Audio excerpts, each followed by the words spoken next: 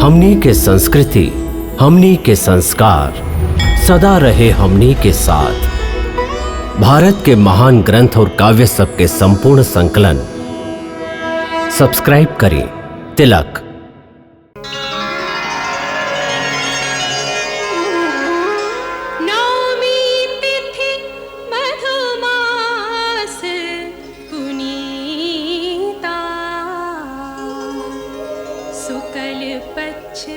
अभिजित हरि प्रीता,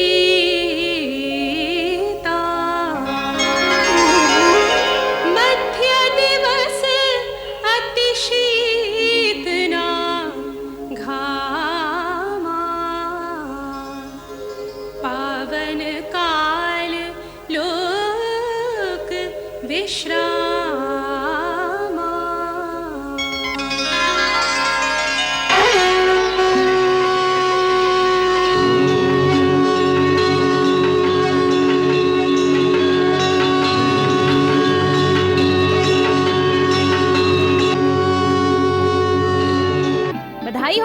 बधाई होके महाराज, बधाई होके। महाराज, महारानी कौशल्या पुत्र के जन्म देले हैं। बधाई होके महाराज।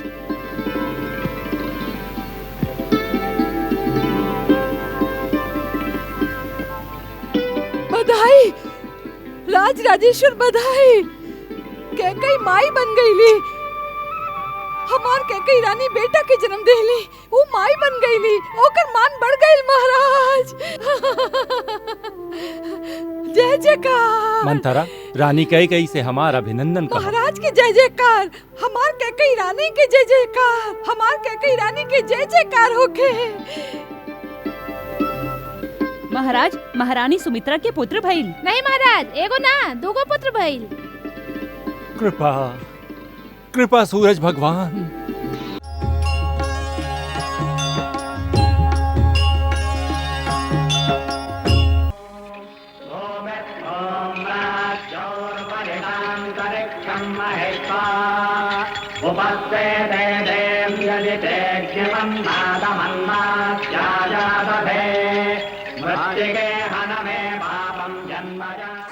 महाराज, अब हम चारों कुमारन के नामकरण करत हई।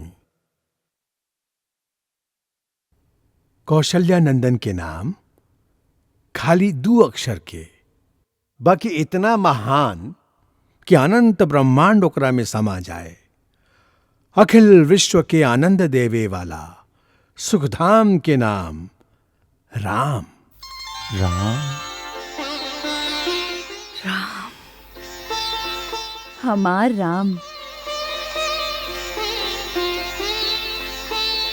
और कैकई के ललना के नाम का हुई?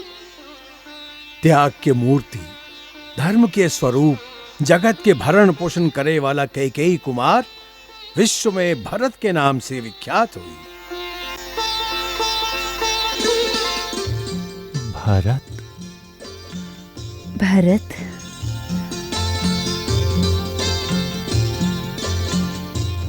गुरुदेव, सुमित्रा बहन के आंख के तारन के और ये दोनों राज दुलारन के का नाम हुई? हम इनकरा के का कह के पुकारब? इस सब लक्षण से युक्त बाड़े। इनका नाम लक्ष्मण। लक्ष्मण और ये छोट कुमार, छोट बाड़न, लेकिन इनका नाम से शत्रु दहल उठी हैं। ऐसे इनका नाम शत्रुघ्न हुई। शत्रुघ्न, राम, भरत, लक्ष्मण, शत्रुघ्न। गुरुदेव, चारों भाई के कुंडली में ग्रह नक्षत्र कैसन बा? पूछे के का बात है अयोध्या नंदन। चारों पुत्र जैसे वेद तत्व उदय भइल बाड़न तोहरे कुल में। कौनो दोष, कौनो अवरोध, कैसनो अमंगल ना बा तोहरे चारों मंगल मूर्तियन में। रघुवंश के सगरे राजा में सबसे प्रतापी यशस्वी हुई हैं ये चारों राजकुमार। एगो औरो योग दिखाई पड़ रहा बा। ऊ काहा धर्ममूर्ति? वैसे तो चारों भाई के भातृ प्रेम जुग जुग तक बखान कइल जाई, बाकी विशेष रूप में एक ओरी राम लक्ष्मण के जोड़ी और दूसरा ओर भरत शत्रुघ्न के जोड़ी ऐसन होई जैसे एक प्राण और दू शरीर। अभी स्वयंवर के कार्य आरंभ कइल जाता। आपन आपन वीरता और पराक्रम दिखावे खातिर हम सब के आमंत्रित करतानी।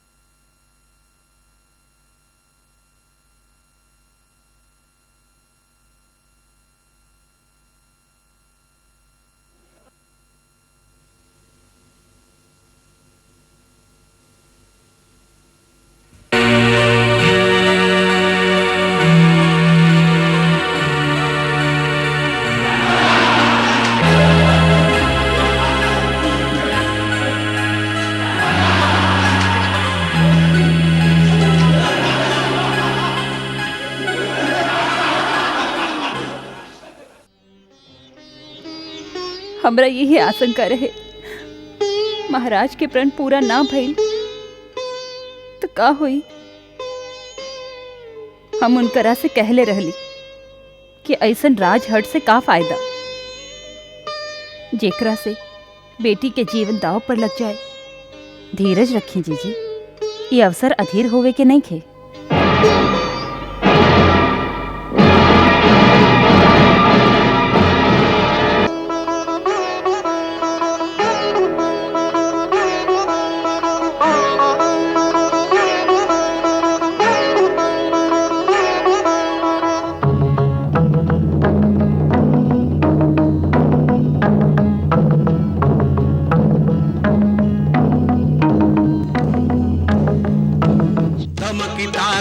कपि शिव धनु धरही, उठई न कोटि भांति बलु करही, जिनके कछु विचार मन माही, चाप समीप महीपन जाही,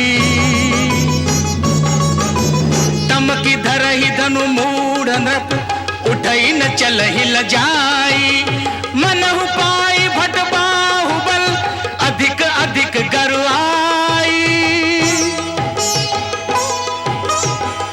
डगई न शंभु सरासनु कैसे, कामी बचन सती मनु जैसे।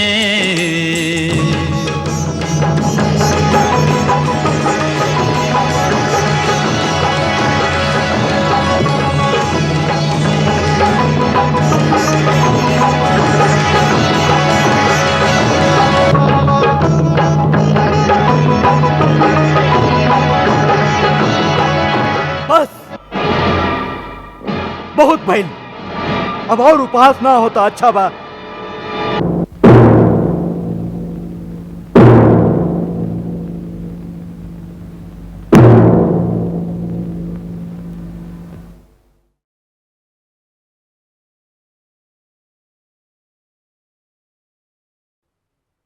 देश देश और द्वीप द्वीप के बड़का बड़का राजा और राजकुमार हमार प्रण सुन के यह स्वयंवर में आयल बारन।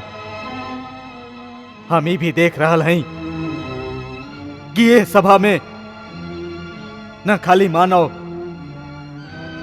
बल्कि कई देव और दानव भी मनुष्य के रूप धर के आयल बारन।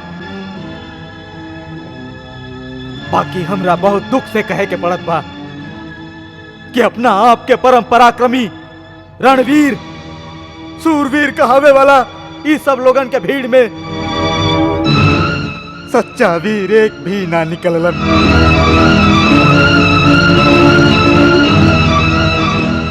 सीता जैसन दिव्य पत्नी, महान यश, अनुपम कीर्ति एक साथ पावे खातिर हम खाली बल और पराक्रम के शुल्क रख ले रही। बाकी इस सब सूरवीर में केहू भी ऊ मूल्य के चुकावे के क्षमता भी ना दिखौलन। अरे शिव धनुष झुकावे और चाप चढ़ावे के बाद तो दूर केहू ओकरा हिला भी ना पौलस।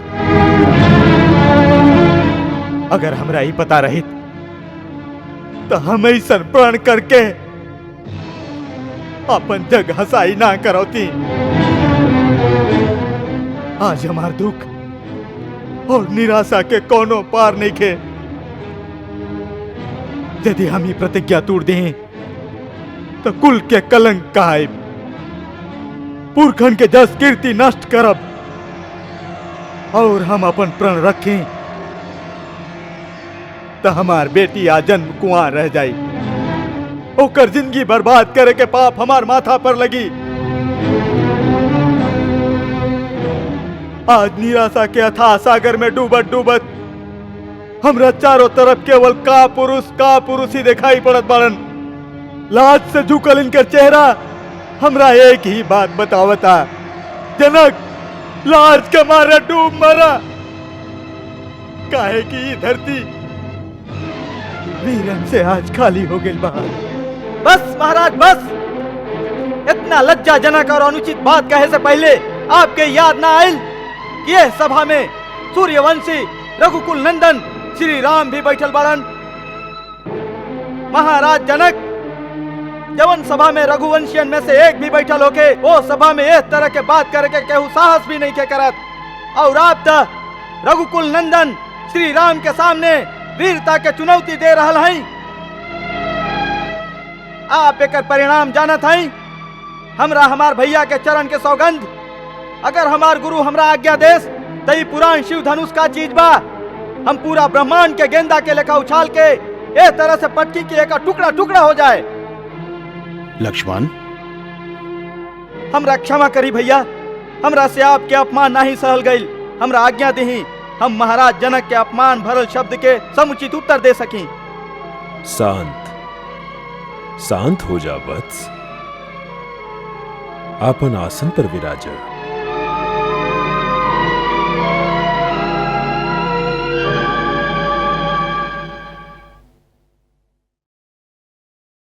केहू के अपमान करे के हमार विचार ना है। घोर निराशा के कारण ही बात मन से फूट पड़ल। यदि केकरो अपमान भइल है तो वो हमरा क्षमा करस।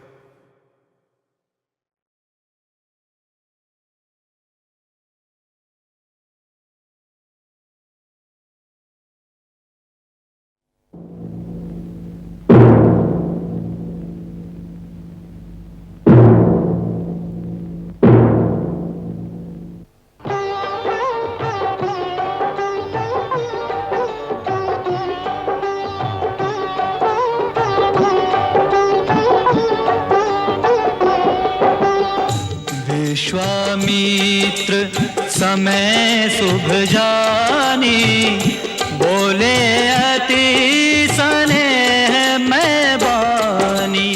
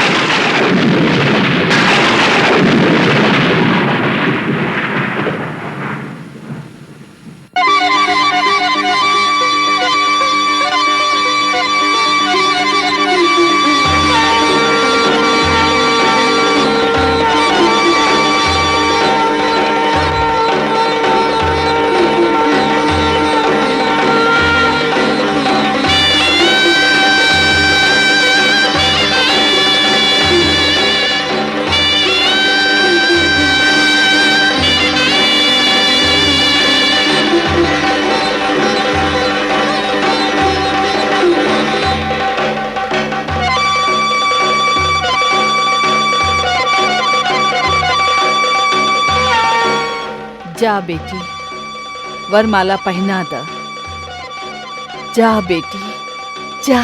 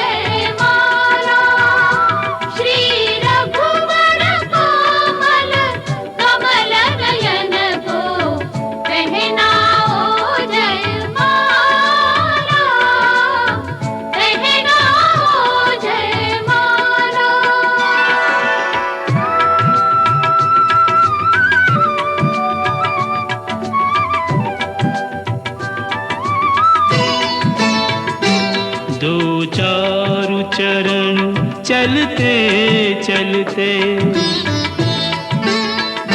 श्री रघुवर तक ऐसे पहुँचे,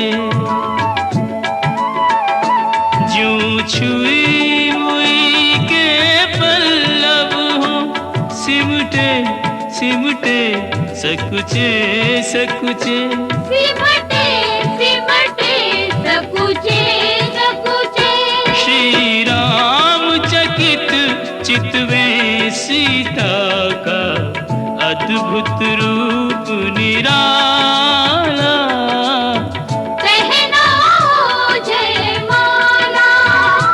श्री रघुवर कोमल कमल नयन को पहना हो जय माला, पहना हो जय माला।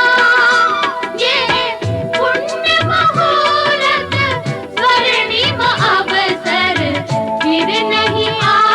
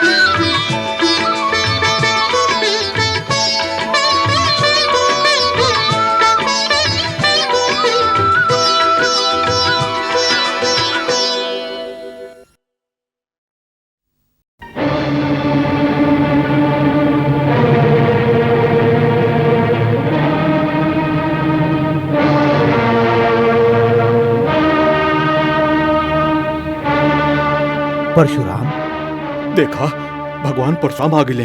बहुते क्रोध में लागत है। काऊ फिर क्षत्रियन के वध करी है। ना ना, वो इंद्र के वचन दिले हमें कि वो कब्बो क्षत्रियन पर शस्त्र ना उठाई है। चला उनका के प्रणाम कल जाओ, नहीं तो वो नाराज हो जाई हैं। चला। हम उग्रसेन के बेटा चित्रसेन भगवान परशुराम के प्रणाम करत हैं। हम राजा बुद्धसेन आपके प्रणाम करत हैं। हम राजा देवदत्त के पुत्र सोमदत्त आपके चरणों में प्रणाम करते हैं।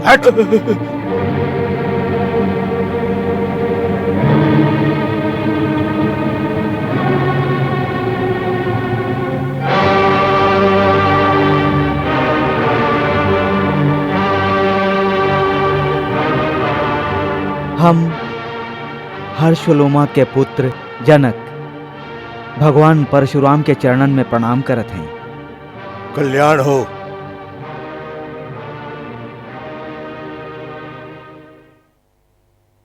ये है हमार पुत्री सीता, आपके आशीर्वाद चाहत है।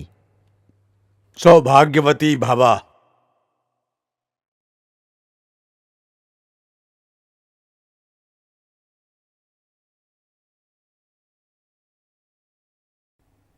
प्रभु मिथिला में आपके स्वागत पा। कल्याणमस्तु। अभिनंदन बाहे जामदग्नेय।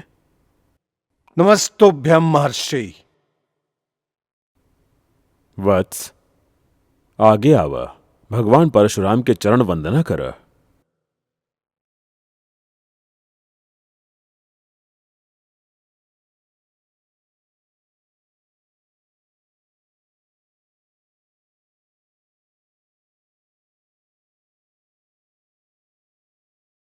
आपन परिचय ना देला तू लोग।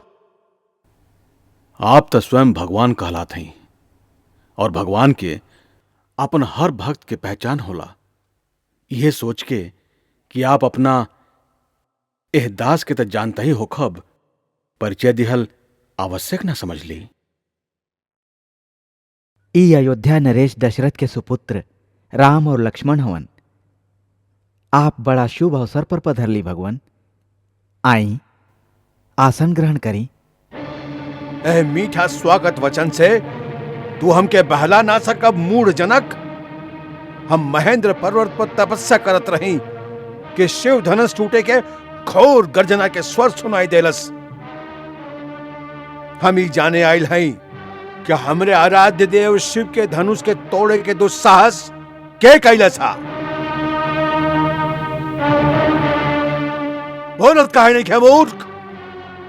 बतावा बतावा के कर मृत्यु हमके यहां लेके आइल बा। जल्दी बताओ, न तो जहां तक तुहार राज्य बा वहां तक के पृथ्वी के हम उलट पुलट करके रख दे। तुहार पूरा राज्य नष्ट कर दे, भ्रष्ट कर दे। प्रभु शिव के धनुष के तोड़ दे ऐसन साहस तो कोई आपके दास ही कर सकेला। ओकरा खातिर का आज्ञा बा, आप हमसे कहीं। सेवक ऊ होला जे सेवा करेला, जे शत्रुता करे ओके शत्रु समझ के ओकरा के दंड देवे के चाही। जे भी शिव धनुष के तोड़ ले बा वो सहस्त्र बाहु के तरह हमार शत्रु आ। सावधान जनक, विश्वामित्र, ये वहां एकत्रित राजा गण और इस सगरे सभा के हम सावधान करत हई कि जहां भी वो अपराधी छिपल बा ओकरा के बाहर निकाल के खड़ा कर दिहल जाए, अन्यथा हम ओ शिव द्रोही के मृत्यु दंड दे दे। इस समझ ला कि तोहनी में से एक के भी प्राण ना बचे। एक धनुष टूट गई तो एकरा में इतना क्रोध करे के का बात बा। हम तो बचपन में कितना धनुरी तोड़ ले बानी, वो समय तक केहू ना क्रोध कैले रहे। राजा के छोकरा, तनिक होश में बात कर। विश्व में सम्मानित महाशिव के धनुष के लइकन के धनुरी के बराबर समझता रहे। यू धनुष हा जेकरा से शंकर त्रिगुणाई के वध कैले रहलन। ब्राह्मण देवता, आपके धनुष धनुष में फर्क देखात होई। हमनी तक क्षत्रिय हैं। धनुष बाण से खेलल त हमनी के नित्य कर्म है। हमनी खातिर त सब धनुष एक समान है। ठिठाई के भी हद होला। लगाता कि तोरा अपना जीवन से मोह नहीं खे। हमके मोह बाकी ना, परंतु आपके वो पुरान जीर्ण धनुष से बड़ा मोह दिखाई देता, जेकरा टूट जाए से आप बच्चा जैसन बिलबिला रहल हैं। रघुबर एकरा के हाथ लगौलन तई टूट गई। एकरा में उनकर कोनो दोष नहीं खे। अब क्रोध त्याग दी मुनिवर, बहुत धमका ले ली आप। लगाता कि तू अपना माई के निपुता बनावे के चाहता रे। हम तो के बालक समझ के अब तक जीवित छोड़ ले रही, और हम अब तक आपके ब्राह्मण समझ के आप पर हाथ नहीं उठावल चाहत। हमरा कुल में ब्राह्मण के वध न कल जाए, उनकर रक्षा कल जाला। शठ अशिष्ट निरंकुश बालक, कदाचित तू हमके एगो वेद पाठी ब्राह्मण समझ ले बारे। ते नहीं जानत कि हम एक क्षत्रिय कुलनाशक बाल ब्रह्मचारी अति क्रोधी हूँ परशुराम हई, जे कतना बार है पृथ्वी के क्षत्रिय विहीन कैले बा। क्षत्रिय राजा के सकल नाश करके ए पृथ्वी बार बार ब्राह्मण के दान कर देले हई। ए फरसा से हम सहस्त्र बाहु के भुजा कटले हई। ए फरसा से हम क्षत्रियन के बार बार लहू पी ले हई, और आज तोहरा लहू से ए फरसा के प्यास बुझाई।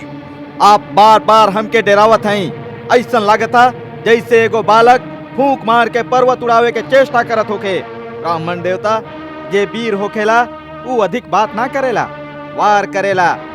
ई कायर पुरुष के निशानी है, जे युद्ध करे के बदले वो अपना शान में बड़ बड़ बात बखारेला। विश्वामित्र, यदि यह उदंड बालक के रक्षा चाहत हवा, देखरा के हमरा आँखी से दूर ले जा। आप आंख बंद कर ली प्रभु, हम दिखाई ही ना दे। विश्वामित्र, एकरा के हमार क्रोध और पराक्रम के शक्ति बतावा। आपन गुण गाथा आप स्वयं ही इतना अच्छा सुना लेते हैं कि दूसरा की आवश्यकता ही नहीं के।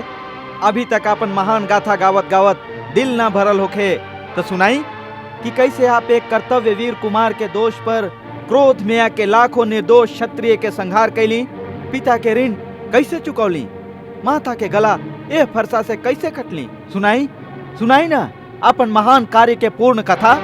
बस बहुत हो गई, अब हमके केहू दोष मत दिया। ये बालक अब निश्चय ही मरे वाला बा। आश्चर्य देई बा कि हमार कुठार के सामने आके भी ये अब तक जीवित कैसे बा। हमके भी आश्चर्य बा कि हमार देव तुल्य भैया के मृत्यु दंड देवे के बाद कोई हमरा सामने करे और वो हमार बाण से अब तक बचल रहे। लक्ष्मण,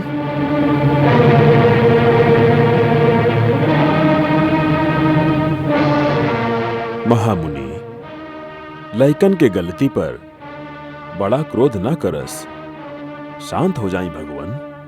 तू चुप रहा कौशिक नंदन। आपके क्रोध शोभा नहीं देत भगवान। जब भी बालक कोनो चपलता करेला, गुरु माता पिता ओकर आनंद लेवेलन, क्रोध ना करस।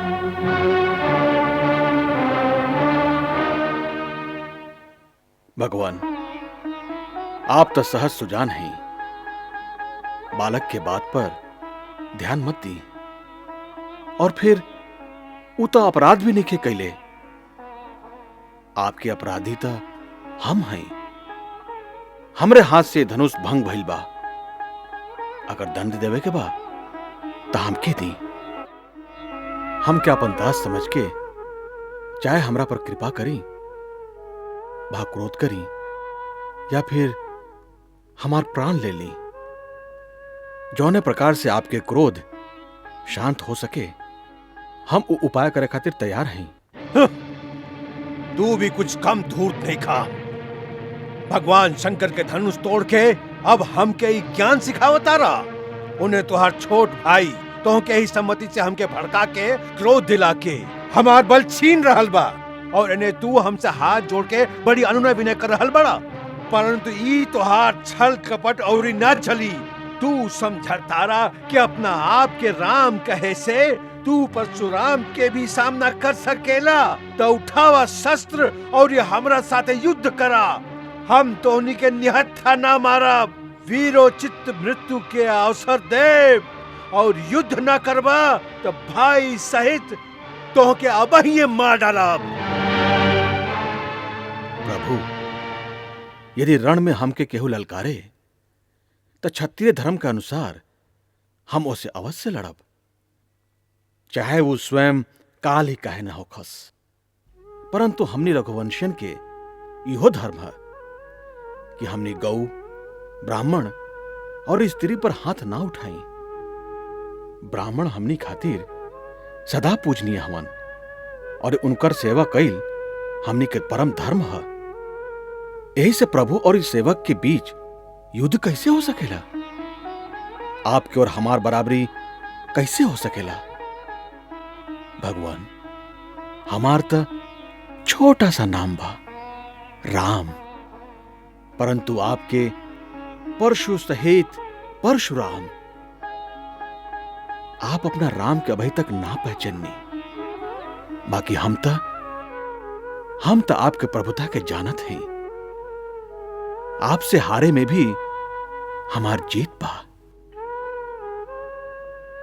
विप्रवंश की असप्रभुताई, अभय हो ही जो तुम ही डराई।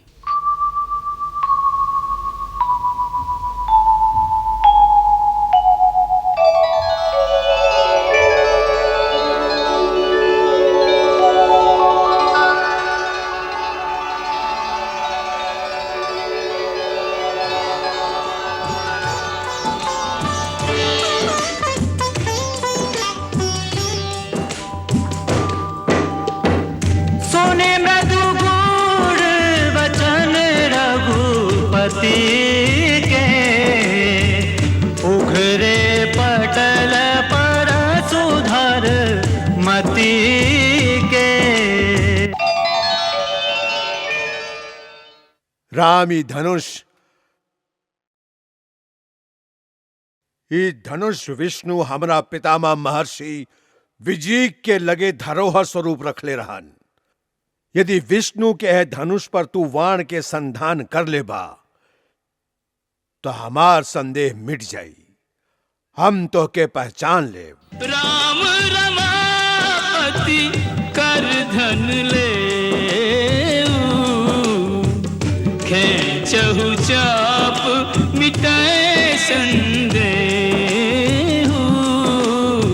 खेचहु चाप मिटाए संदेह।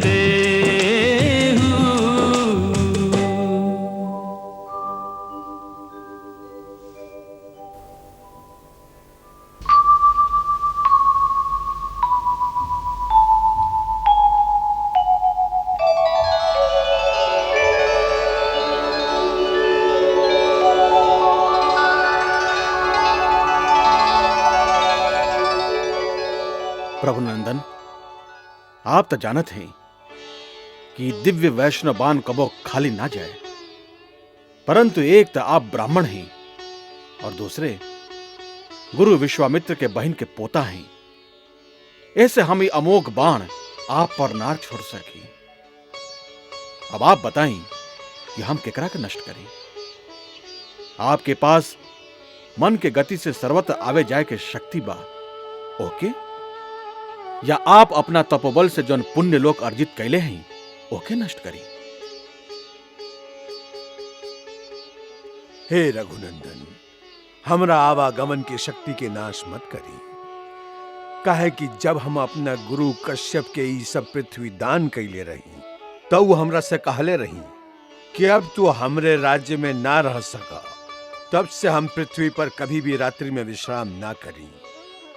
हमरा के रात के महेंद्र पर्वत पर जाए खातिर ओ शक्ति के परम आवश्यकता होला, परंतु आप ए अमोघ बाण से हमरे पुण्य लोक के नाश कर दी, जिकरा संगे नाश हो जाए हमार कीर्ति, हमार अहंकार और अहंकार जनित हमार क्रोध।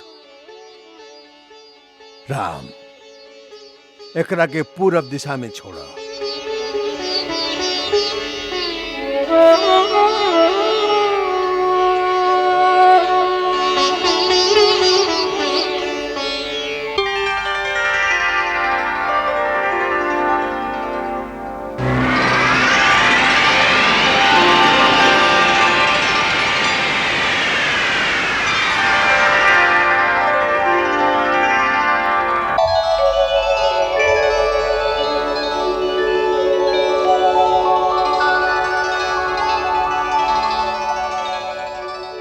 जय रघुवीर तिलक, तुहार जय हो। भैया भैया, जे हम ही सुनत हई का ई सच है के कई के कहला पर महाराज आपसे राज छीन लेलन? लक्ष्मण, माता कैके की कैके कह के कब से पुकारा के सीख लेला तू? आप बोलाई उनका के माई, हम ओ कुल घातनी के माता ना कहब और हम ये अन्याय भी कबो ना होके देब। भैया, हमारी धनुष केवल शोभा के वस्तु ना है, हमें धनुष से महाराज के चतुरंगिनी सेना के अकेला सामना कर सकीला। लक्ष्मण, महाराज का समझलन कि राम बड़ा विनयशील हवन, वो चुपचाप सब कुछ सहन कर ली है। उनका नहीं के मालूम कि राम के नाम पर मर मिटे वाला लोग चुप ना रही हैं। सारा जनता विरोध कर दी और फिर जनता का भी क्या आवश्यकता बा? उनकर दास लक्ष्मण अकेला ही महाराज और उनकर पूरा सेना खातिर पर्याप्त बा, और भरत भी आ गिला ना तो उनका के भी छठी के दूध याद करा दे। चुप रहा लक्ष्मण, अनर्गल बात मत करा। आप बीच में मत पड़ी भैया। अन्याय सहना क्षत्रिय धर्म के विरुद्ध है। शत्रु वार करे और क्षत्रिय होकर उत्तर ना दे, ई ओकरा वीरता पर धिक्कार बा। जे राज सिंहासन प्रजा में घोषणा करके आपके दिहल जा चुकल बा, ओह राज सिंहासन पर बैठे के अधिकारी केहू ना हो सकेला, स्वयं महाराज भी ना। भैया, आपके लक्ष्मण यदि मर ना गईल तो ओह सिंहासन पर महारानी सीता के साथ आप विराजमान हो खब। महाराज दशरथ और उनकर चहेता भरत दोनों आपके दरबार में हाथ जोड़ के खड़ा रही हैं। वाह वाह, कितना सुंदर चित्र बा। पिता हाथ बांध के सामने खड़ा बाड़न और पुत्र अपना पत्नी के साथ आसन पर बैठल उनका के आज्ञा दे रहा बा। आकाश से उतर के देवता भी अहिए ए दृश्य के देखे खातिर कि अयोध्या में मानव सभ्यता कितना उन्नति कर ले बा। परंतु जब पिता ही अपना आचरण से गिर जास, आपन धर्मात्मा पुत्र के एक स्त्री के कहला पर बस कर लक्ष्मण, बस। यदि तुहार अतना ही नीच विचार बा तो तू हमके भैया कहल छोड़ दा, और आज के बाद हमके अपन मुंह मत दिखाइया। भैया, ये आप का कहत हई? हम आपके बिना कैसे जीवित रहब? भैया, आप हमार भगवान हैं। आपके साथ केहू अन्याय करे, आपके साथ केहू अत्याचार करे के बात करे तो हम कैसे चुप रही? ई तो से के कह देलस कि हमरा पर कोनो अन्याय हो रहल बा हमरा पर कोनो अत्याचार हो रहल बा? ई सब बात जे तू कहला अत्याचार ऊ हा जे तू अपना बड़ भाई पर कर रहा हुआ और अपना पिता पर कर रहा हुआ। पिता पर? हाँ, पिताजी पर। उनका पीड़ा के समझे तड़ा? जानत हो कि उनका समस्या का बा? जानत हो कि उनका जैसन धीर पुरुष इस समय कौना धर्म संकट में बाड़न? जे स्त्री मोह में फंसी ओकर यह दशा हुई। उनकर संकट स्त्री मोह नहीं खे, उनकर संकट बा धर्म। हाँ, धर्म। आज एक सत्यवादी राजा के धर्म एक पिता के धर्म से टकरा रहल बा। उस सत्य के पालन करस या पिता के धर्म के निभावस, यह समस्या उनका दुख के कारण बा। एगो राजा केहू के वचन देलस कि जे मांगा ऊ देव, और मांगे वाला वो वचन मंगलस जेकरा से राजा के अपन सबसे प्रिय पुत्र के बलिदान करे के पड़ा था। यदि वो वचन के तोड़स तो ना केवल वो अपना यश के नष्ट करिए बल्कि संपूर्ण कुल के कीर्ति के कलंकित करिए।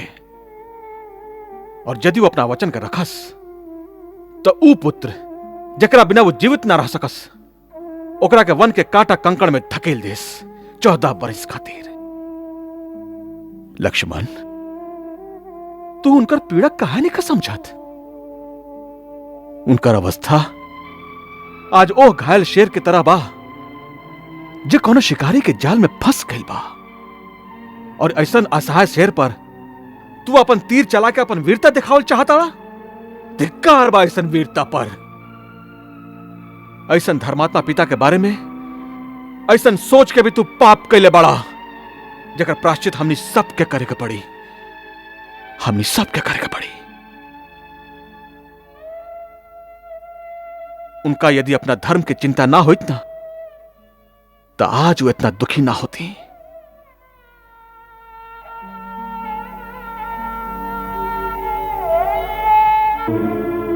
आज जब हम उनका के इतना असहाय अवस्था में देखली तो हमके अपना ऊपर ग्लानि हो गई कि हमरा कारण हमार वीर महान और धर्मात्मा पिता इतना दुखी बाड़न। हम अपना कर्तव्य निश्चित करे में एक पल के भी देरी ना कैली। कहे कि पुत्र होके के नाते हमार एक ही कर्तव्य बा कि हम उहे काम करी जेकरा से उनका सत्य, उनका धर्म, उनका प्रतिज्ञा के क्षति ना हो, बल्कि उनका कीर्ति बढ़े, उनका यश मलिन ना हो।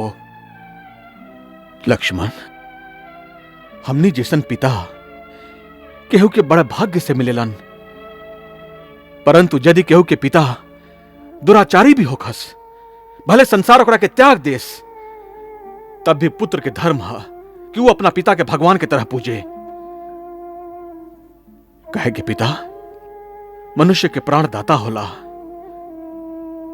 लक्ष्मण, जे पिता के भक्ति ना करे, देवता तका स्वयं भगवान भी होकर पूजा स्वीकार ना करस। भैया तका माता कैकेयी के अन्याय के हम चुपचाप सहली। हम माता कैकेयी के दोषी नहीं मानत। भैया। हाँ लक्ष्मण, बचपन से लेके आज तक माता कैकेयी हमनी के कितना स्नेह, कितना दुलार देले बाड़ी, वो भुला गया। वो तो निश्चल प्रेम के एगो ऐसा पवित्र नदी है जेकरा में सदा स्नेह के लहर उठत रहेला। ऐसा निश्चल पवित्र प्रेम के नदी एक दिन में कैसे सूख गई, ये हमरा समझ में नहीं आवत। संसार में बहुत से अनहोनी बात ऐसा होला जे मनुष्य के समझ में ना आवे। अकस्मात एक दिन कोनो भूकंप आवेला जे मनुष्य के जीवन को उथल पुथल कर देला। ऐसा समय केहू दूसरा के दोष ना देवे के चाही, ओकरा के दैववश मान के आपन प्रारब्ध मान के स्वीकार कर लेवे के चाही। आज जे हो रहल बा ऊ होनी करवा रहल बा। ई विधना हा जे माता कैकेयी जैसन स्नेहमय और पुण्यशिला स्त्री के ऐसन बुद्धि दे देलास। यदि होनी हा तो हम होनी से भी नहीं हारल चाहत। वीर के पुरुषार्थ के परीक्षा ऐसा ने आपत्ति काल में होला। आपत्ति काल में केवल वीरता के ही परीक्षा ना होके, मनुष्य के धर्म की भी परीक्षा होला। लक्ष्मण, वीरता केवल शस्त्र उठावे के ही ना कहल जाए। कबो कबो शस्त्र ना उठावल भी परम वीरता के निशानी होला। रख दई धनुष और हमरा गैला के पश्चात राजा भरत के सेवा में धारण करिया। आपके गैला के बाद एकर का अर्थ बा? यदि आप बन जाइब तो हमहू संगे चलब।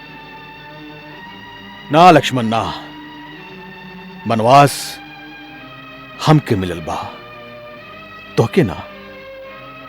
हमके? का भैया, लक्ष्मण के आप कब से अपना से अलग समझे लगली?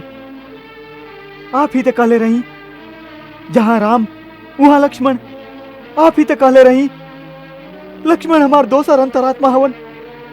जे भोग राम भोगी है वो लक्ष्मण भी भोगी है। लक्ष्मण, भरत शत्रुघ्न भी एजा नहीं खन। गुरु, माता पिता, सगा संबंधी एवं परिवार के लोग इस सब के सहारा दी। भैया, हमार तो गुरु, माता, पिता, सगा, स्नेही केवल आप हैं। हमार धर्म, कर्म, गति, सदगति सब कुछ आप में निहित बा। आपसे अलग तो हम कबो अपन कल्पना भी नहीं की कैले।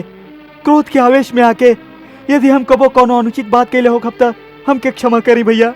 इतना कठोर दंड हमके मत दी। हमार त्याग मत करी। हमके अपना से अलग मत करी भैया। हमके अपना से अलग मत करी। हमके अपना संगे ले चली। लक्ष्मण, हम तो के अपना संगे ना ले जा सकी। माता सुमित्रा का कही है? सुमित्रा माता का कही है ई तू नहीं खा जानत रघुनंदन। माई, हमके बन जाए से मत रोकी है। वन या नगर से तोहके काले बेके बा। तोहरा खातिर तो जहां राम बाड़न ओवे तोहार अयोध्या बा। यदि सीता राम बन जाता वन त ई अयोध्या में तोहार कौनो काम नहीं खे। माई, आज तू हमार मस्तक गर्व से ऊंच कर दिलू।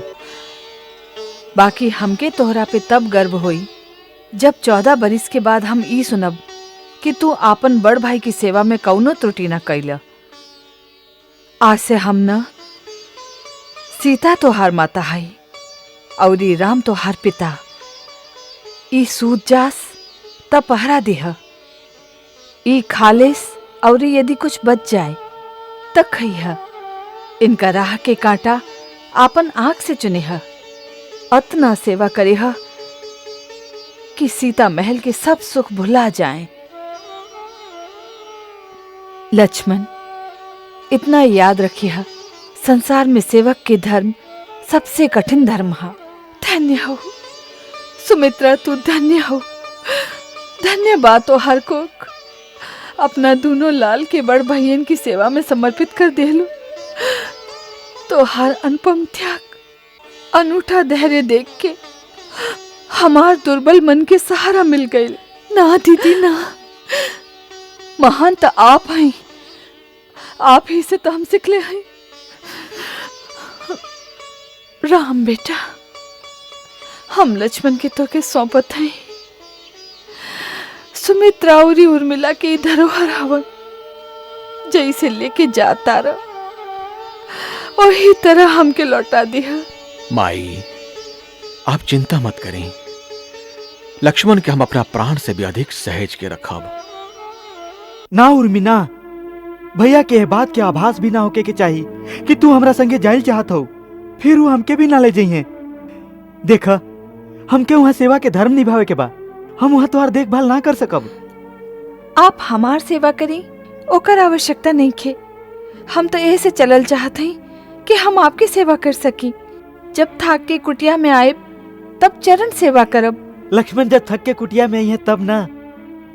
सुन लू ना माई के आदेश, दिन भर सेवा करिया, रात में जब प्रभु सूत जास तब पहरा दिया, तब फिर कुटिया में आवे के समय ही कहाँ मिली। इस समय हमनी दोनों के कर्तव्य बड़ा कठिन बा। हमके प्रभु के सेवा करे के बा और तोके माता कौशल्या के। हाँ उर्मिला, जेकर पुत्र और बहू दोनों वन में चल जास, ओकर मन के दशा का हुई। उर्मी, केवल तू ही उनका के अपना सेवा और स्नेह से जीवित रख सकेलू, ना तो 14 वर्ष तक ना जी सकी हैं। हम माता कौशल्या के जीवित रखे के उत्तरदायित्व तोके सौंपत हैं। एगो और प्रार्थना बा, जब हम वन में जाई तो तुहार आंख में आंसू ना होके के चाहिए। हाँ, हम जात समय ओ छवि के अपन हृदय में अंकित करके ले जाए चाहते हैं, जे 14 बरिस तक हमके प्रेरणा देते रहे और देखल चाहते हैं एगो वीर कर्तव्य परायण उर्मिला के मुस्कुरात चेहरा। बड़ा कठिन काम बता देली आप। हम जानत हैं कि उर्मिला कितना बड़ बलिदान देहली, ए बात के केहू ना जानी, परंतु तुहार लक्ष्मण जानी है, जो नासू संसार ना देख पाई। लक्ष्मण ओ हंसवन के सदैव ऋणी नहीं है उर्मी।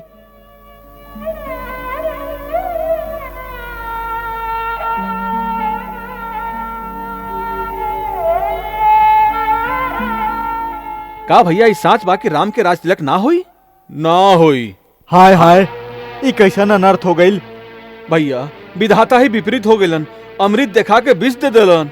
अरे भैया, ई काहे नहीं कहत कि बुढ़वा राजा के बुद्धि भ्रष्ट हो गई। भ्रष्ट कहाँ राम के बिना कवर न घोटात रहे, और अब केकई के कहला पर बुढ़ऊ बनवास दे दिलन। अरे भैया, ई तेरिया चरित्र जे न करवा दे, बाप रे बाप, एक के रात में सब उलट पुलट कर देलस। राम के देश निकाला और भरत के राजगद्दी। हो न हो, एकरा में भरत के भी मिली भगत बा। अरे कुटिल चाल माई के जाल में फंस गलन और उनको कलंक लागी, वरना राम जी तो उनका प्राण से भी प्यारा रहन। अरे भैया, राम तो सबके प्राण के प्यारा हवन। अयोध्या के दुलारा राम जब यहाँ ना रही हैं, तब फिर के रही अयोध्या में। चला चला जाए राजमहल में। हाँ, चला चला चला। हम सब पता कर लेली। राम बनवास जाए खातिर बिल्कुल तैयार बाड़न, संग में सीता और लक्ष्मण भी जाता रन। साचो?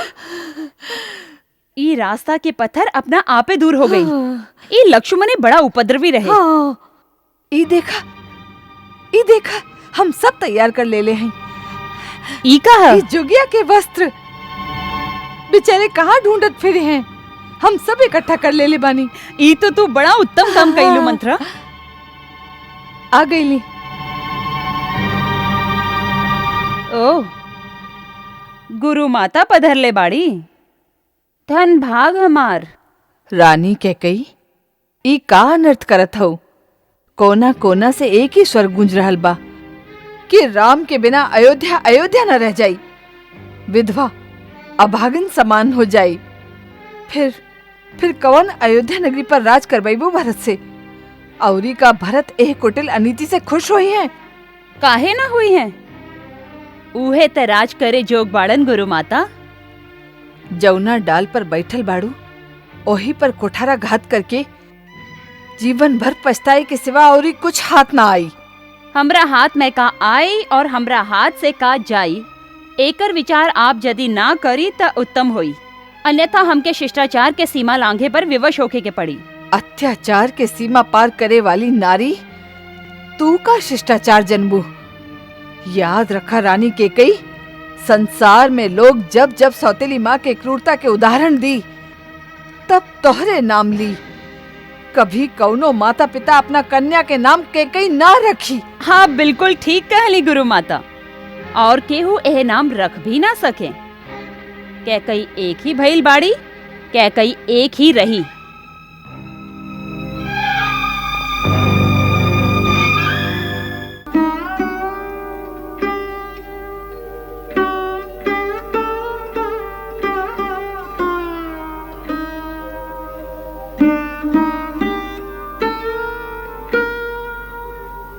महाराज के जय हो।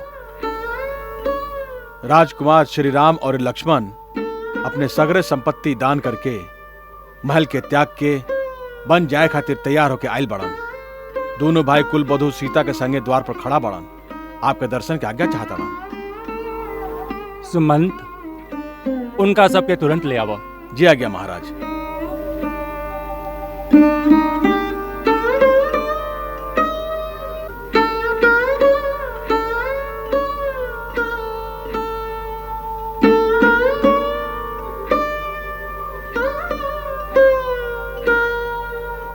पिताजी, हम दंडकारण्य में जाए से पहले आपके आशीर्वाद लेवे आए हैं। हमरा संगे लक्ष्मण और सीता के भी बन जाए के आज्ञा दी ही। का लक्ष्मण सीता? ना ना ना। हम एह लोगन के रोके के बहुत प्रयत्न कैली, बाकी ये अपन हट ना छोड़ ले। आप शोक के त्याग कर दी पिताजी, और हम लोगन के जाए की अनुमति दी है। हम 14 वर्ष तक वन में रह के आपके प्रतिज्ञा पूरा करने के बाद फिर आपके चरणन में शीश नवाइब। ना ना राम, तू वन में मत जा। कैकई के दिहल वचन से हम बधाइल हैं। तू ना, तू वीर हवा। ऐसे धर्म पूर्वक दिहल गई लहराज्य के हमार विरोध करके छीन काहे नहीं खले। पिताजी, हम जानत रहले कि आप यह कहब। हम आपके महानता के जाने ले। आप अपन यश, अपन कीर्ति, पूरा जीवन के तपस्या और इस सत्कर्म के एह खातिर बलिदान कर देवे चाहत हैं, जैसे आपके पुत्र के संगे अन्याय ना होके। जेकर ऐसा महान पिता होके, ओ पुत्र के भी तो यह कर्तव्य बा कि वो अपन पिता के महानता पर आंच ना आवे देवे। यदि हमरा पर पिता की आज्ञा के उल्लंघन करे के पाप भी लगे, तब वो हम ऊ काम कबो ना करब जैसे आपके विमल कीर्ति के धब्बा लगे। तू अपना पिता के सत्यवादी बनावल चाहता रहा, ओकरा खातिर तो सब कुछ सहन कर सकेला। बाकी हम राजमहल में रही और तू वन में दुख भोगा। ना वत्स ना, हम भी तोरा संगे वन में चलब। पिताजी, आपे तक कहले रही कि राजा प्रजा के धरोहर होला। ऐसे पुत्र मोह में अपन प्रजा के असहाय छोड़ के आप कैसे जा सकेले? आप हमारा दुख की चिंता मत करें। सुख और दुख तक खाली मन की स्थिति के नाम बा। हम तो अपना मन के सुख की तरफ आकर्षित भी कर चुकल हैं। शास्त्र ता पिता के देवतन के भी देवता मानेला। हम आपके देवता मान के आपन वन गमन के आपके पूजा समझी ले। हमरा वन गमन की आज्ञा दी ही, जकरा से हम समझी कि आप हमरा पूजा के स्वीकार कर ली। ओह, ई विधि के कैसन घोर विडंबना बा। कैसन धर्म संकट में फंस गई दशरथ के प्राण। हम जी भी ना सके और मर भी ना सके।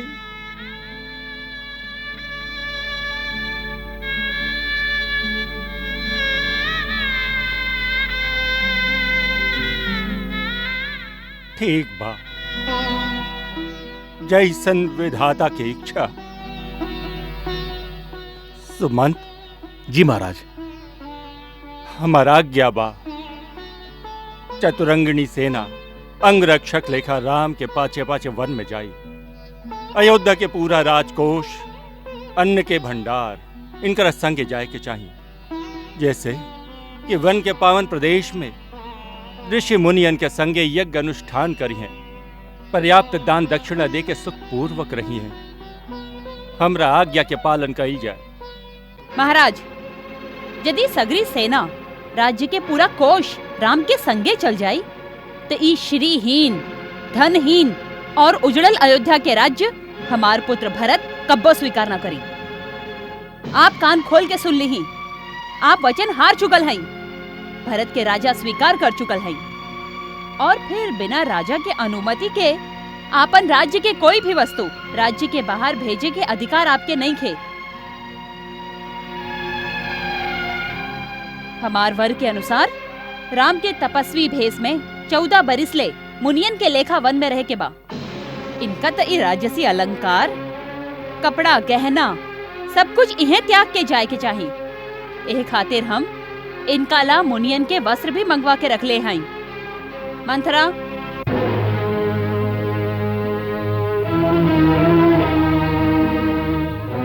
ई राम खातिर। देवी कैकेयी, क्रूरता के भी एगो सीमा होखेला। आपके ई आचरण देख के हमार भी मन करता कि हम ये अयोध्या और ये राज्य के त्याग के श्री राम के संग वन में चल जाएं। आप जो अपन पति के दुर्गति कर रहल हैं, ओकरा फल स्वरूप न मालूम आपके काका नरक भोगे के पड़ी। बाकी शायद एमे आपके कोनो दोष नहीं है, काहे कि नीम के पत्ता निचोड़े से शहद ना निकलेला। आपके माई भी अपन पति के संगे तिरिया हट करके अपन दुर्दशा करवले रही। आर्य सुमंत, आपन मर्यादा में रही तो अति उत्तम हुई। अरे सुमंत, माई कैकेयी ठीक कहता रही। हम लोगन के इहवे से मुनिवेश में जाए के चाहिए। राज्य के संगे संगे हम सब राजसी भोग के भी त्याग कर चुकल हैं। लाई माई, अपन आशीर्वाद के संगे हम लोगन के मुनि वस्त्र भी प्रदान करी।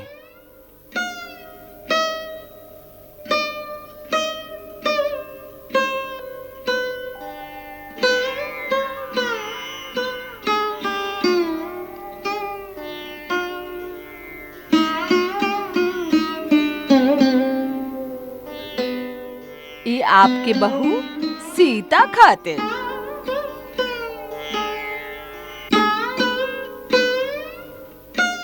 ठहरा देवी कैकेयी, तुहार तिरिया हट पति के मर्यादा तो भंग कर ही चुकल, बाकी रघुवंश के मर्यादा तो भंग मत करा। सीता तुहार पुत्र वधु है। रघुवंश के शोभा, सूर्यवंश के लाज, उनकर उत्तम वस्त्र और आभूषण उतरवा के उनका मुनि वस्त्र देत समय तुहार हाथ ना कापल।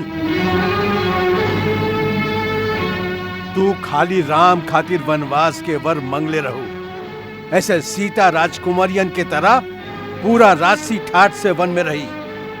ये हमारा आज्ञा है। गुरुदेव ठीक कहता नहीं। सीता जहवा रही हैं, राज रानी के तरह रही हैं। हम महाराज जनक के वचन देले रही कि सीता के अयोध्या के महारानी जैसन आदर सत्कार कइल जाए। सीता बेटी, तू वन में भी एक महारानी के जैसन ही रहबू। क्षमा पिताजी, क्षमा गुरुदेव। आप गुरुजन लोग से हमार खाली इतना ही कहना बा कि जेकर पति तपस्वी वेश में रही, ओकर पत्नी राजसी ठाट में जीवन बितावे, का ओकरा शोभा देई? का ये स्त्री धर्म के अनुकूल बा? का एकरा से हमार पिताजी के शोभा बढ़ी? या हमार ससुराल के कुल के यश बढ़ी।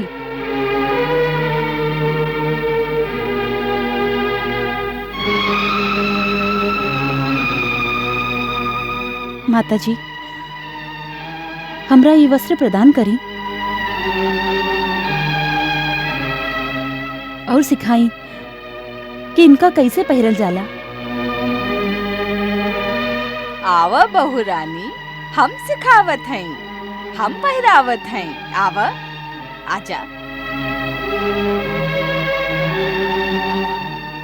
आवा, रख। आवा, चली।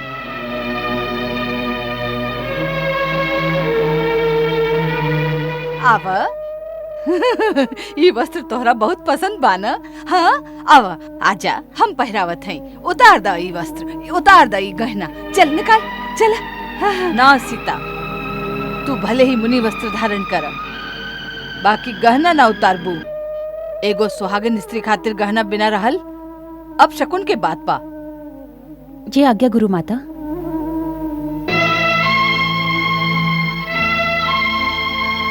राम के बिना अयोध्या सुना हो जाई, शमशान हो जाई। फिर ये उजड़ अयोध्या के राज दिया अपना भारत के। हम ये अन्याय ना होके दे, ना होके दे, ना होके दे, ना होके दे, ना होके दे।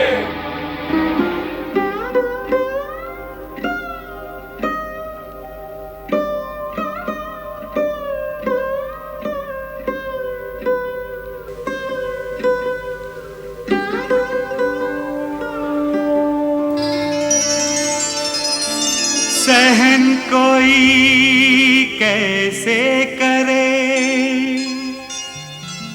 ऐसी घातक ठेस, पुत्र पिता के सामने धरे जोगिया भेस।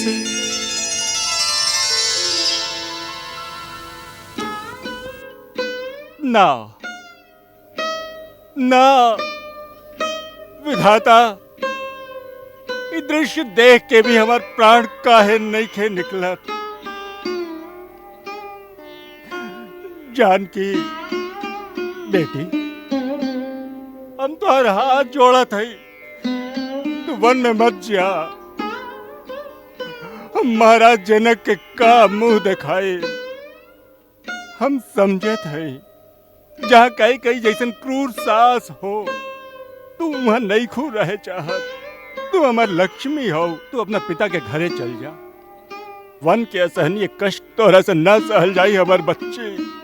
तू वन में मत जा हमार बच्ची, वन में मत जा। प्रभु, हमार प्राण तो यहाँ के संगे चल जाई, फिर हमार मरल शरीर के रख के आप का करब? पिताजी, हमरा पर कृपा करी। पति के चरण सेवा से हमके वंचित मत करी।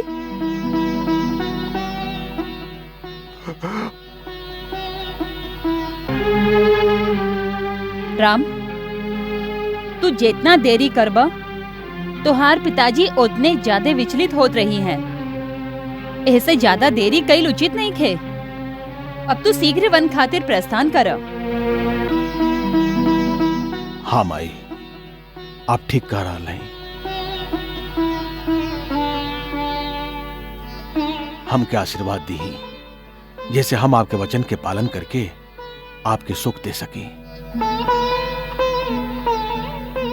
जियत रह।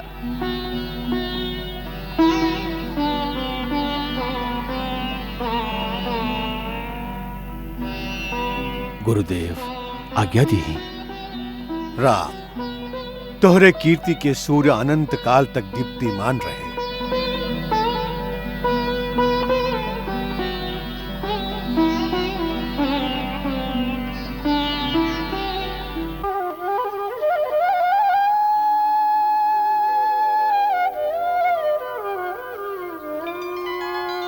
पिता परमेश्वर, हम क्या आशीर्वाद देके विदा करें? आशीर्वाद देवे के भी अधिकारी ना रहलन दशरथ। ऐसन पिता न कौनो काल में भइल और न होई। अब शोक मत करिए पिताजी। आपके जैसन आदर्श राजा और धर्म पालक पिता पर हमारा हमेशा गर्व रही।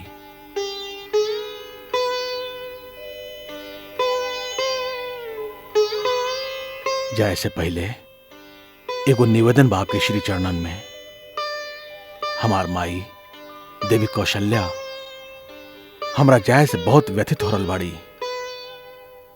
उनकरा के धीरज बंधाइब, उनकर ध्यान रखब और उनका पर अपन कृपा बनेले रखब।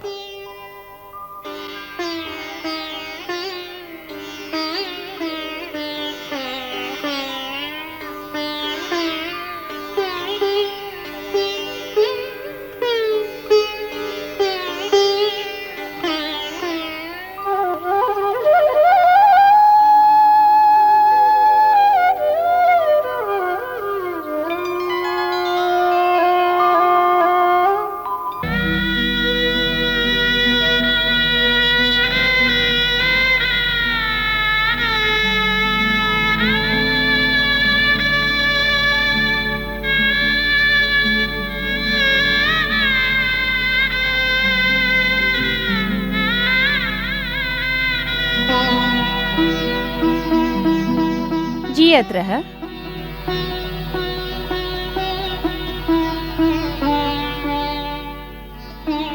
सौभाग्यवती भव।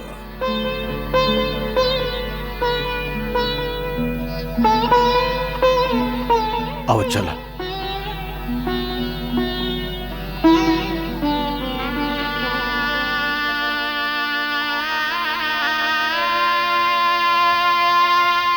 सुमंत, तू ही उनके रोका। महाराज, यदि ऐसा संभव होखे तो हम जीवन भर इनका बदले वन भोगे खातिर तैयार बनी। सुमंत, तू भी उनका संगे जा, उनका पैदल मत जाए दो। तू स्वयं रथ पर लेके जा। थोड़ी का दिन संगे रह के जंगल दिखा के समझा बुझा के लौटा के संगे ले आइया।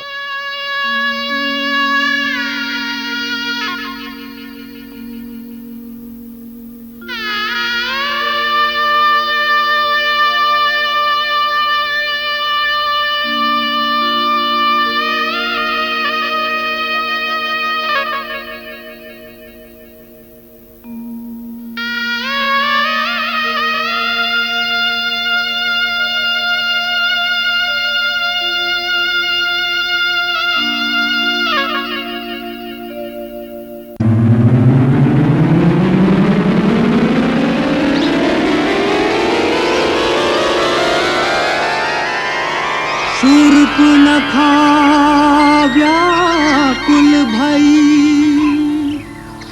खो बैठी चित चैन। राम रूप को देख के चकाचौंध भय नैन। कामातुर लोलुप नारी भई अंध गई मत मारी। भई अंध गई मत मारी। कामातुर लोलुप नारी। फैलाने लगी निज माया। इच्छाकृत रूप बनाया। इच्छाकृत रूप बनाया। फैलाने लगी निज माया। अंबर से भू पर गिरी लगा काम का बाण। झुलस उठी कामाग्नि में बस में रहे न प्राण।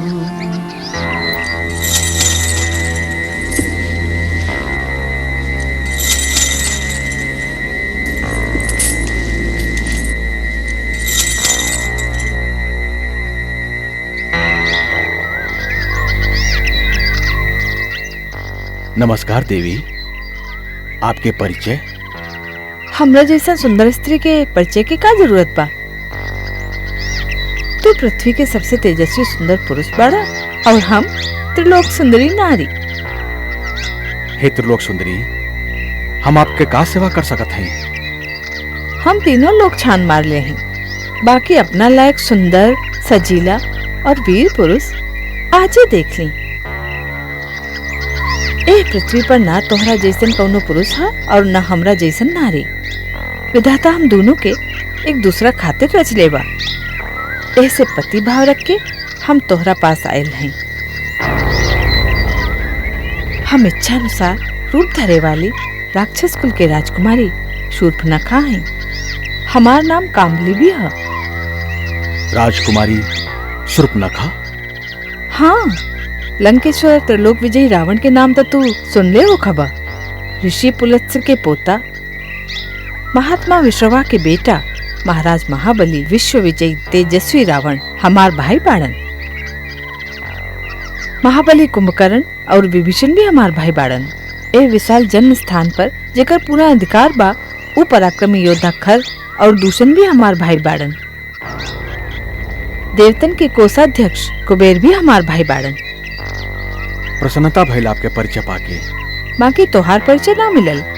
तपस्वी के भेष में तू जटा धारण कैले और धनुष बाण से सुशोभित।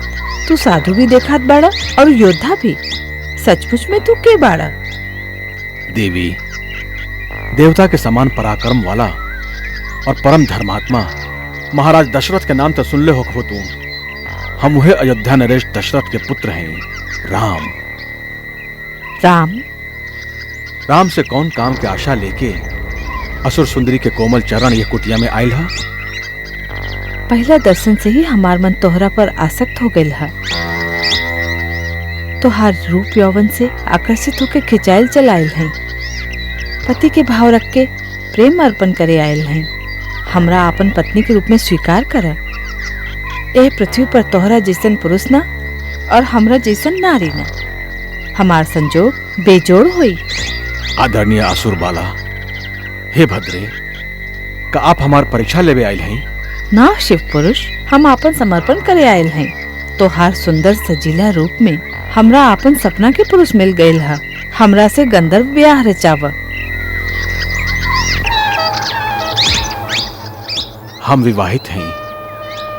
ये हमार परिणीता धर्मपत्नी सीता है।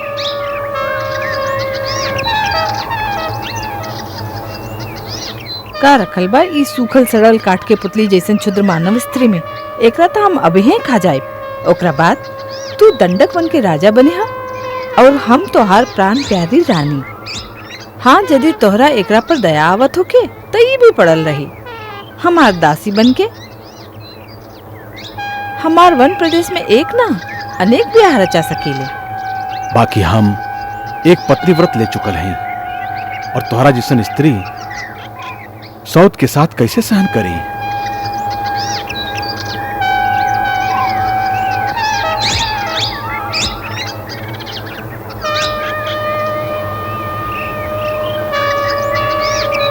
भाभी, हम वन से आपके रसोई खातिर सूखल सूखल लकड़ी ले आए हैं।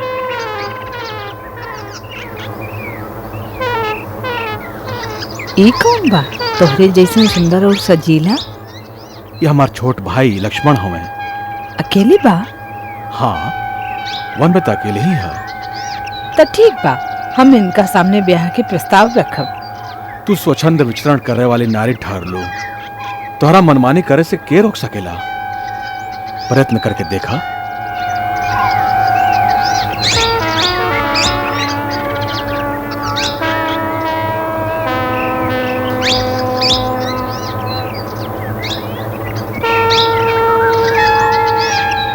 काहे लक्ष्मण जी, अकेले बाड़ा? कहीं आपके का कष्ट है? कष्ट ना, हम तोहार सुख और आनंद के प्रस्ताव लेके आयल हैं। अभी तो आप भैया से कुछ याचना करत रही। वो अभागा हमार बात के मोले ना समझलस। कहा था हमार स्त्री साथे है। छोड़ा ओकरा, हम हर तरह से तोहार योग्य हैं। तू हमार योग्य बाड़ा। हमार परिणय प्रस्ताव स्वीकार करा। देवी, स्वामी के छोड़ के सेवक के पास काहे चलैलू? का तोहार दृष्टि में स्वामी और सेवक में कोनो अंतर नहीं है? हे गजगामनी, कहवा तो तू स्वामिनी बने के सपना देखत रहलू। हम तो अपन बड़का भैया श्री राम जी के दास हई। हमार संगिनी बन के भैया भाभी के सेवा करते करते थक जेबू। रानी बनत बनत दासी काहे बनल चाहत हो? जा उन्हें जाके अपन मनोकामना की याचना कर। हम यहाँ याचना करे नहीं खियाइल। तू दोनों भाई हमार प्रेम प्रस्ताव के ठुकरा रहल बाड़ा, खाली एगो क्षुद्र स्त्री के चलते। एकर तो हम नामो निशान मिटा दे। तो हर सामने एकरा अब ही खा जाए।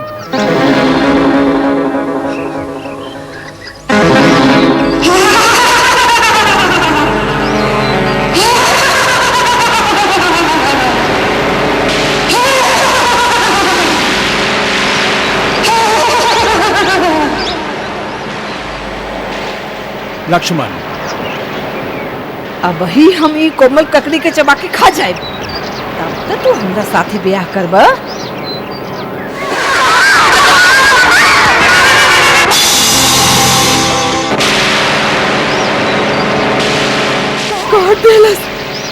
काट देलस हमार नाक।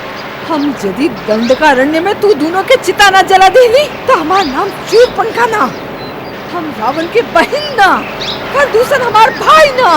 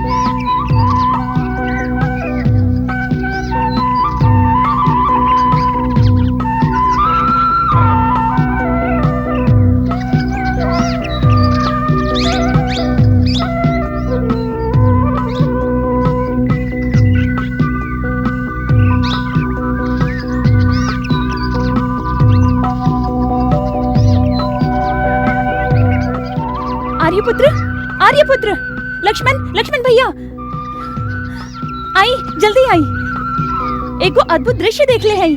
का भइल सीते? एगो अलौकिक मृग हमार आश्रम के पास घूम रहा है। अलौकिक मृग? हाँ। कहाँ बा? आई जल्दी आई। आई स्वामी, आई जल्दी आई।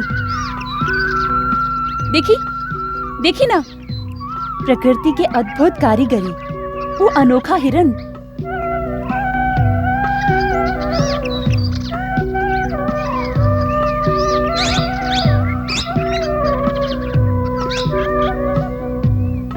ऐसन विचित्र मृग कबो देख ले है?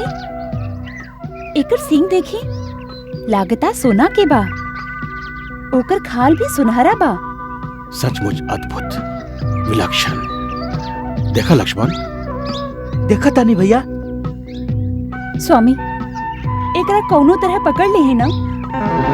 ओहो, कितना मनभावन मृग है। पकड़ ली? का करबो कल्याणी? एकरा अयोध्या ले जाए। देख के सब लोग बहुत अचरज में पड़ जाई हैं। एकर पैर में घुंघरू बांधब। जब महल में छम छम चली तो माई लोग कितना खुश हुई हैं। ना तो वनवास के याद समझ के भरत भैया के भेंट करब। जाई ना, जल्दी पकड़ ले आई। लक्ष्मण, तुहार भाभी की इच्छा पूरा करही के पड़ी। वास्तव में ई बा भी बहुत सुंदर। एक रूप ही एक शत्रु बन गई है। भैया, एकरा प्रति भाभी के मोह हम लोग उनके कोनो संकट में न डाल देवे। हमके तो ये स्वर्ण मृग माया जैसन बुझाता। ये प्रकृति के विरुद्ध, अप्राकृतिक है, असंभव है। इस सृष्टि में असंभव कुछ नहीं है लक्ष्मण। जे कुछ भी तू कल्पना कर सकेला वो ए ब्रह्मांड में कहीं ना कहीं गढ़ल जा चुकल है। ज्ञानी और विज्ञानी भी सृष्टि के सब रहस्य ना जाने ले। ऐसे इस सृष्टि मिथ्या ना हो सकेला। बाकी भैया जे प्रकृति के विरुद्ध है। प्रकृति के विरुद्ध कुछ ना होला लक्ष्मण। भारद्वाज मुनि के घर में पुत्र रूप में स्वर्ण शरीर वाला 7 को हंस पैदा ना भइल रहे। यही तरह हजारों करोड़ रूप में जीव मिले हैं लक्ष्मण। भगवान के माया के सामने ज्ञान विज्ञान के तर्क काम ना करे। भगवान के माया हो सकेला, बाकी तो हमरा कोनो राक्षसी माया बुझाता। याद बा भैया, एक बेर दंडक वन में कोनो राक्षस यही तरह मृग बन के आयल रहे। ओहो, आप दोनों भाई यही तरह तर्क करत रहब तो इतने में हिरन भाग जाए। आप हमार इतना सा इच्छा भी पूरा न कर सकी। लक्ष्मण, लागत सीता मृग के पहले बिना ना मनी है। हम अभी आवत हैं।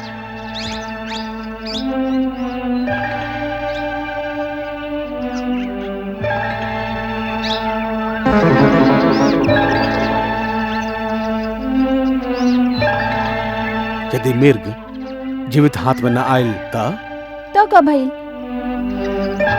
ओकर मृग चर्म कितना सुंदर है, आपके पूजा में आसनी के काम आ जाए।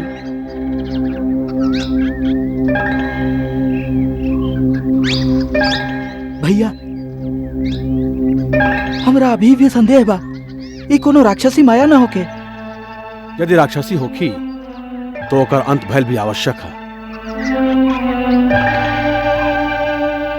लक्ष्मण, तू पर्णकुटीर में सीता के साथे सावधानी से इनकर रक्षा में रहिए।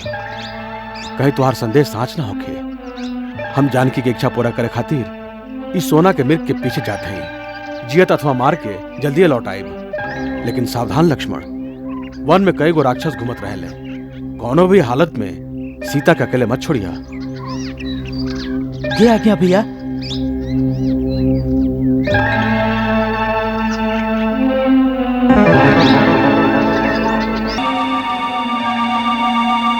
निगम नेति शिव ध्यान न पावा,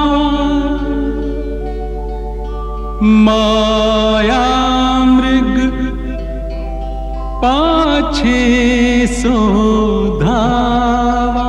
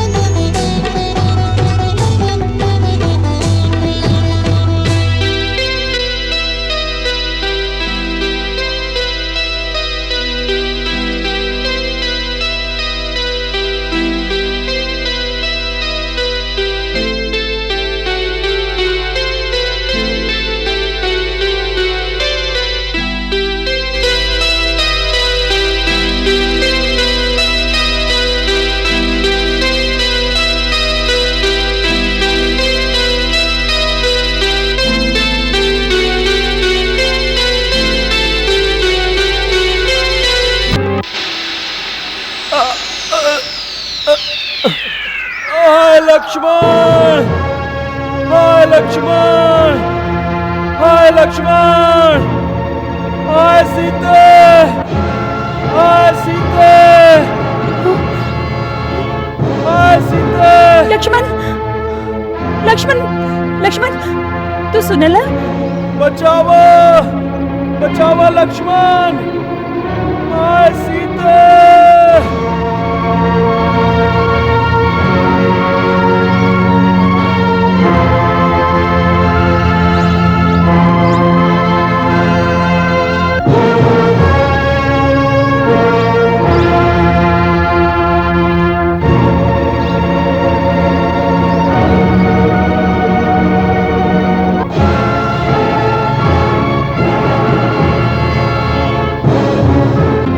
भैया बहुत कातर स्वर में हम लोगन के बुलावत आ रहे। वो जरूर कौनो संकट में फंस गई हुई है। वहाँ के पुकार में कितना करुणा बा।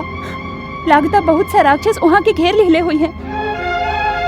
लक्ष्मण, तू न सुनला उनकर पुकार? सुन ले है भाभी। फिर तू अब ही ले इवे बाड़ा। जा लक्ष्मण जा, जाके उनका बचावा।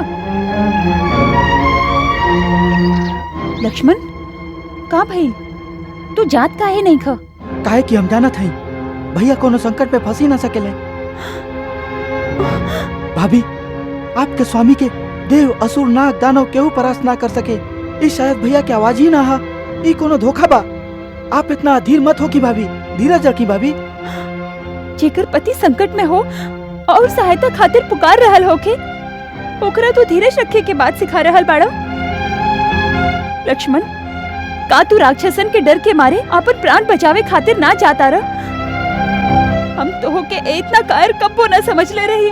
भाभी, आपन भाई के सामने हर समय धनुष उठा उठा के आपन वीरता के डिंग मारत रहेला, और आज जब सचमुच वीरता दिखावे के समय आई बा, ते एगो डेराइल चूहा के लेखा अपन बिल से निकले ना चाहता रहा। भाभी, भाभी, आप ऐसा बात मत कही। आपने की जाना था आपका कहता नहीं। हम अच्छा तरह जान गए हैं तो के जे भाई तो के अपन बेटा के तरह पाल ले, आज वह भाई के प्राण संकट में आ गई है, तो तू डर के मारे भाभी के आचरा में आके लुका गई ला। का एह समय तोहार एह कर्तव्य बा? हमारे एक ही कर्तव्य बा, अपन बड़का भैया श्री राम के आज्ञा के पालन कई, और वो हमरा से कह के गई बारन कि हम आपके रक्षा खातिर हुए रही। इससे हम आपके कोनो भी स्थिति में अकेले छोड़ के ना जा सकी। हमार रक्षा, जिनका खातिर सगरे संसार त्याग के एह वन में आ गई है, जिनका बिगर हम एक पल भी जीवित न रह सकी, आज जब उनकर प्राण संकट में बा, तो हमारी रक्षा से क्या फायदा? लक्ष्मण, अगर उनका कुछ हो गई तो हम एक पल भी जीवित न रह सकब। फिर हमार मरल शरीर की रक्षा करत रही है और पालत रही है भैया की आज्ञा। भाभी, आप समझत काहे नहीं की कि राम भैया पर कोनो आँच आ ही ना सकेला। तीनों लोक में केहू भी ऐसा वीर नहीं के जो उनका परास्त कर सके। कौन दुर्भाग्य के कारण आपके बुद्धि इतना हीन हो गया? जेकर पति के प्राण संकट में होके वो नारी खातिर रहे से बड़ा दुर्भाग्य और का हो सकेला। आज तू हट धर्मी पर उतर आई बाड़ा। ठीक तो तू हमेशा से बाड़ा, बाकी आपन कायरता के कारण हमार कहना ना मनबा, एकर हमरा उम्मीद न रहे। भाभी, आप हमरा कायर मत कहीं। कायर ना पाड़ा तो हमारा आज्ञा के पालन करो। भाभी, आप हट मत करी, ना तो कुछ अमंगल हो जाए। तो ठीक है, अमंगल हो जाएगा। लक्ष्मण, बाद में समय मत गवावा।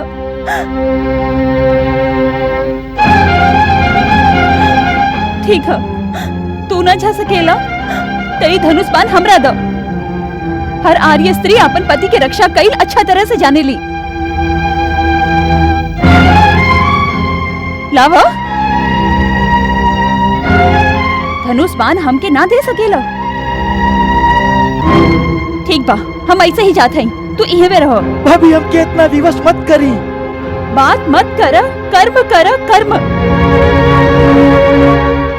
अच्छा बात बा, आपके आज्ञा के पालन करे खातिर आज पहला बार लक्ष्मण अपन प्रभु श्री राम की आज्ञा के उल्लंघन कर रहा बा। आप कुटिया में चल जाइए।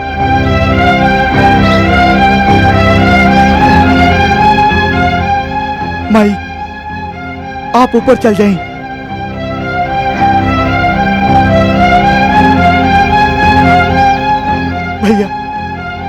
हमके क्षमा करी।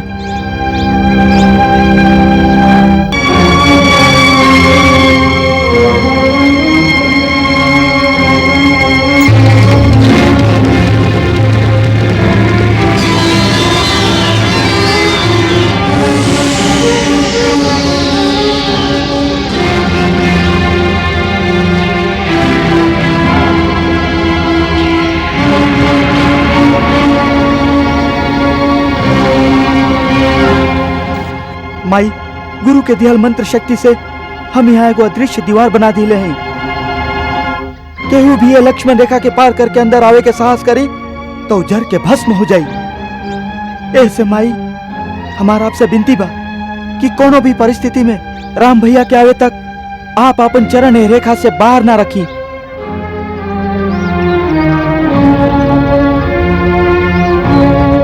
हे वन के देवतागण, समस्त प्राणी लोग, हम माई सीता के आपके सुरक्षा में छोड़ के जा रहा हैं। इनके रक्षा करब।